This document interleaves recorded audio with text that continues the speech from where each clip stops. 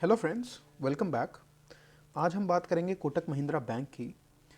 Kotak is one of India's top quality bank and इस bank ने 25 तारीख को ही अपने रिजल्ट्स डिक्लेयर करे हैं क्वार्टर थ्री के। एंड जब से ये रिजल्ट्स डिक्लेयर हुए हैं स्टॉक नीचे की तरफ आ चुका है, प्राइमरीली बिकॉज की कोविड की वजह से सारे के सारे बैंकिंग सेक्टर में ही एसेट क्वालिटी के कंसर्न्स दिख रहे हैं इन्वेस्टर्स को। एंड जो मैंने अपना एच का वीडियो बनाया था उसमें भी मैंने बताया था कि वहाँ पर भी एसेट क्वालिटी में कुछ कंसर्न्स हैं। एंड पीछे लास्ट वीक येस बैंक का भी रिज़ल्ट आया और वहाँ तो काफ़ी ज़्यादा प्रॉब्लम्स हमें दिख रही हैं। प्रोविजंस बैंक ने काफ़ी सारे कर दिए हैं। उसके अलावा जो बैंक ने अपना लोन मोरेटोरियम एडजस्टेड एनपीए का लेवल्स भी नहीं बताया है। And I think that is very shady practice that they have done. इस कोटक के रिज़ल्ट में हमें वो सारे नंबर्स मिलते हैं बट स्टिल रिज़ल्ट्स बहुत अच्छे नहीं हैं। एंड क्वार्टर टू में जब रिज़ल्ट आया था बैंक का तो उस टाइम पे स्टॉक 1400 से 2000 पहुंच गया था। 35-40% का रिटर्न इस स्टॉक ने दे दिया था in a span of just 2 months. जबकि अभी ये जो रिज़ल्ट्स आए हैं यहाँ पर बैंक एक डिक्लाइन में चल रहा है।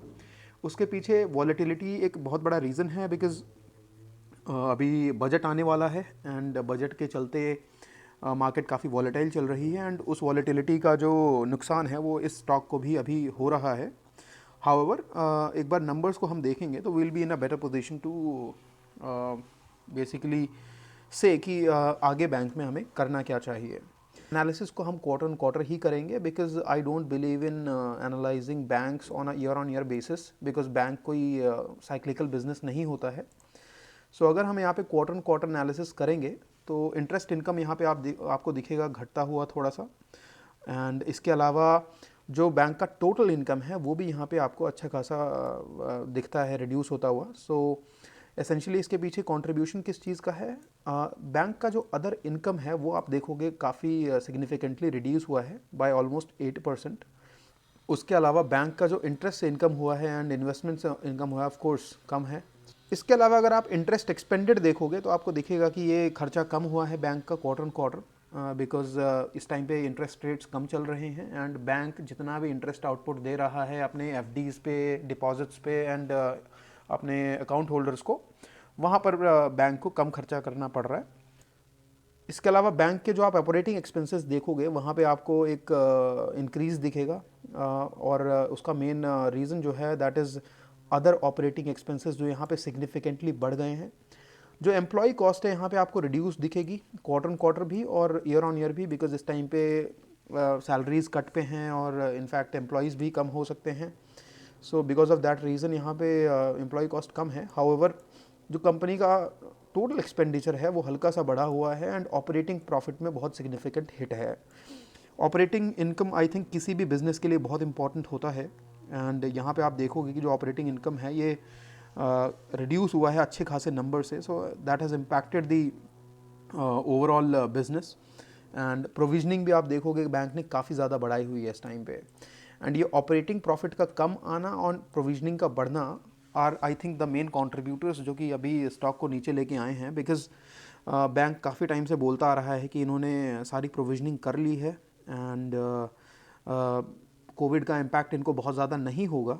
हाउएवर आप देख रहे हो कि यहाँ पे प्रोविजंस बढ़ गए हैं और मैनेजमेंट ने जो कमेंट्री करी है वहाँ पे आप देखोगे कि बैंक बोल रहा है कि अगर लोन मोरेटोरियम वाली बुक को हम कंसिडर करेंगे तो उस बेसिस पे एनपीएस काफ़ी बढ़े हुए होंगे हमारे ओवरऑल। एंड ये जो प्रोविजनिंग अभी है क्या ये सफिशिएंट है नहीं है ये भी अपने को we can not be confident on it because bank काफ़ी टाइम से जैसा मैंने बताया बोल रहा है कि हम प्रोविजनिंग करते हुए चल रहे हैं बट तब भी ये प्रोविजनिंग आपको बढ़ती हुई दिख रही है quarter on quarter as well as year on year तो ऑफकोर्स ये बढ़ेगी ही। So I think this is a big concern as of now. However आप क्योंकि ये बैंक टॉप क्वालिटी है तो इस वजह से I don't see a huge alert और a huge flag here. However हमें कॉशियस रहना चाहिए। इसके अलावा बैंक ने जो अपना टैक्स एक्सपेंस है वो बचाया है इस क्वार्टर में एंड बैंक के जो ओवरऑल प्रॉफिट्स हैं आप देखोगे ऑर्डिनरी एक्टिविटीज़ से आफ्टर टैक्स ये यहाँ पे काफ़ी रिड्यूस्ड हैं जिस वजह से जो ओवरऑल नेट प्रॉफिट है वो भी अच्छा खासा इम्पैक्ट यहाँ पे आया है and this profit has reduced by almost 15%। And year on year ये बढ़ा है ऑलमोस्ट 16% से, बट क्वार्टर क्वार्टर यहाँ पे आपको अच्छा खासा डिक्लाइन दिखता है। एंड इसी वजह से बैंक का जो EPS है वो भी इस टाइम पे ऑलमोस्ट 18% से डाउन है। 9.36 का EPS चल रहा है वर्सेस 11.04 जो कि लास्ट क्वार्टर में था। बैंक का कैपिटल एडिक्वेसी रेशो हमेशा से ही अच्छा रहा है एंड यहाँ पे भी हमें ये दिखता है।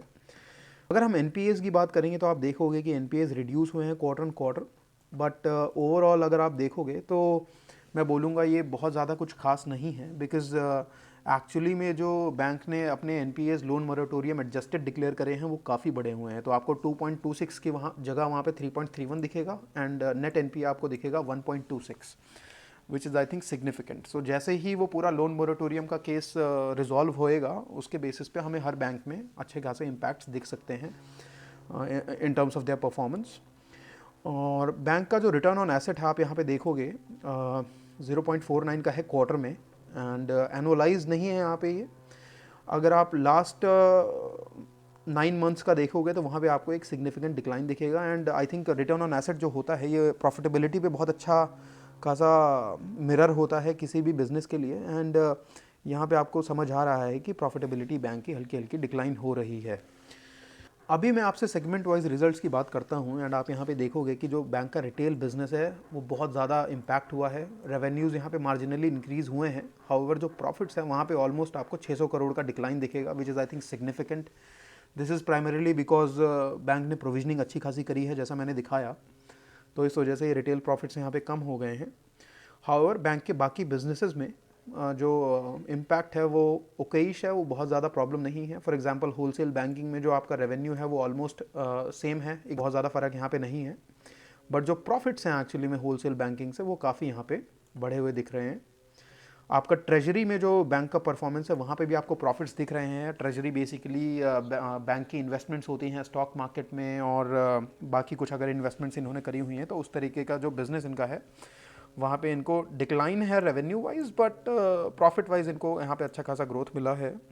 अगर हम मैनेजमेंट कमेंट्री की बात करेंगे तो यहाँ पे आप देखोगे कि जो लोन मोरेटोरियम एडजस्टेड NPAs हैं वो यहाँ पर 3.27% हैं और 1.24% है gross and net.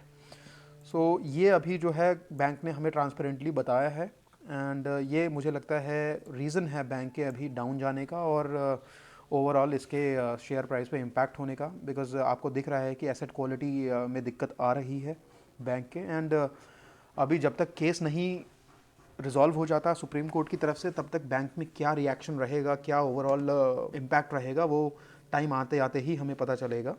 And banking sector पे आपको ओवरऑल प्रेशर दिख सकता है इस रीज़न की वजह से। अगर हम कंसोलिडेटेड नंबर्स की बात करेंगे तो मैं वो आपको दिखाता हूँ। सो ये हम अभी कंसोलिडेटेड नंबर्स में हैं एंड यहाँ पे आप देखोगे बैंक की जो ओवरऑल इनकम है वो काफ़ी अच्छी खासी दिखी है यहाँ पे 14,800 करोड़ वर्सेस जो हमने बैंक का नेट इनकम देखा था ओवरऑल वो जो कि 8,125 करोड़ था। सो यहाँ पे आपको एक सिग्निफिकेंट जंप दिख रहा है, जिसका मतलब है कि बैंक के जो बाकी बिजनेसेस हैं जैसे म्यूचुअल फंड हो गया, इन्वेस्टमेंट बैंकिंग हो गया, ब्रोकिंग हो गया, सिक्योरिटीज़ हो गया, वहाँ पर बैंक काफ़ी अच्छा परफॉर्म कर रहा है। बैंक ने जो अपने प्रॉफिट्स दिखाए हैं वहाँ पे आपको ओवरऑल 10% 11% के आसपास का इम्पैक्ट दिखता है, जिसका मतलब है कि इसने स्टैंडअलोन बैंक से बेटर परफॉर्म किया है। एंड ओवरऑल यहाँ पे प्रोविजनिंग भी आप देखोगे तो बहुत ज़्यादा नहीं है compare to banking. So banking में आपको दिखा था 600 करोड़ का प्रोविजनिंग और बाकी का जो बिजनेस है वहाँ पे ऑलमोस्ट 75 करोड़ का ये प्रोविजनिंग हो गया। तो आई थिंक दिस शोज़ कि बैंक एज अ ग्रुप बहुत अच्छा कर रहा है एंड बैंक की बाकी कंपनीज बाकी बिजनेसेस जो है वो काफ़ी अच्छा परफॉर्म कर रहे हैं इस टाइम पे compare to the banking, specially compare to the banking operations. Consolidated EPS अगर यहाँ पे आप देखोगे तो ये आपको ऑलमोस्ट 10% डाउन दिखेगा, जबकि बैंक का हमें 18% दिखा था। सो इससे भी पता चलता है कि बैंक के जो बाकी बिजनेसेस हैं वो अच्छा कर रहे हैं एंड ओवरऑल ऑफ कोर्स ये फंडामेंटली बहुत साउंड बैंक है, बहुत ही अच्छे से अपने बिजनेस को मैनेज करता है। तो ओवरऑल आई थिंक इस बैंक में जो भी डिप आएगा आगे चल के based on this performance, I think it can be a buying opportunity and if you want to really get into this stock, I think this time is good, but आप थोड़ा सा अपना एनालिसिस करके चलें एंड उसके basis पे ही अपने decision लें। अगर मैं आपको टेक्निकल चार्ट थोड़ा सा दिखाऊं इस बैंक का तो आप देखोगे कि अभी ये बैंक ऑलमोस्ट 1766 के लेवल्स पे चल रहा है एंड अपने 100 DMA के काफ़ी क्लोज आ चुका है। बैंक में कंटिन्यूसली एक प्रेशर है 30 दिसंबर से, मतलब पिछले 1 महीने से ऑलमोस्ट। एंड इसी वजह से ये स्टॉक नीचे आ चुका है अभी। एंड जब भी ये स्टॉक अपने 100 डीएमए के आसपास आता है, विच is I think the nearest strongest support, वहाँ पे आप इस स्टॉक को बाय करने के लिए सोच सकते हो। एंड ये पीछे आप देखोगे, ये वो परफॉर्मेंस है जिसके बारे में मैं बता रहा था कि 26 अक्टूबर को कंपनी का रिजल्ट आया एंड उसके बाद ये स्टॉक ऑलमोस्ट 200 तक गया एंड वहाँ से अभी ये नीचे आ रहा है। एंड जब भी ये 1725 1700 के लेवल्स पे आता है, तो I think it can be a good starting point for investing in this bank और probably adding to your existing positions. So that was it. Thank you for watching my video. Bye bye.